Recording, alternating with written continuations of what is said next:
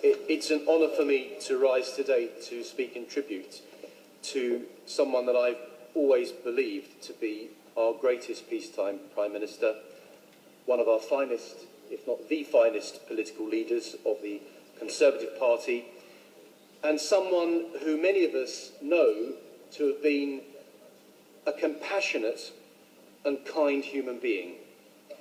Lady Thatcher had courage, determination, principle, but she had patriotism deep inside her. She loved this country.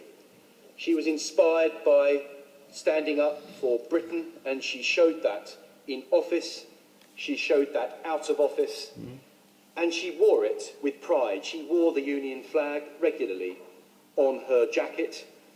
She showed when the chips were down, when it mattered most. Her instincts were always to put the interests of our country first.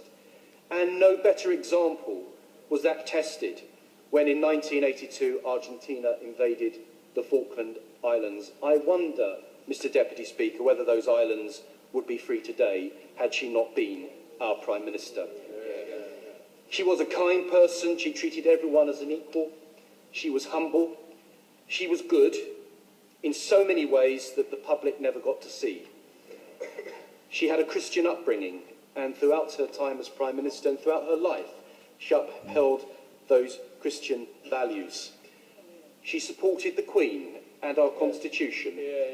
When the Queen and the royal family had a difficult period in the early 90s, she was there on the television, in the media, making it clear that the country should unite behind Her Majesty.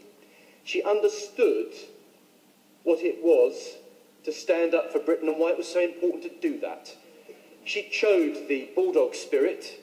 She showed compassion for all the British people and for people across the world, and fought for freedom. People of Eastern Europe, people of Latin America were free because she defeated the dictatorship in Argentina. And she liked younger people, and she encouraged the next generation. And many of us here today, from the Prime Minister downwards, I know were inspired by Lady Thatcher. And it is her legacy which we inherit. And it's her legacy that we must protect and uphold, but advance still further, and to fight to always put the interests of our country first, as Lady Thatcher did and always did, and would have continued to have done had she remained in office for longer. Thank you.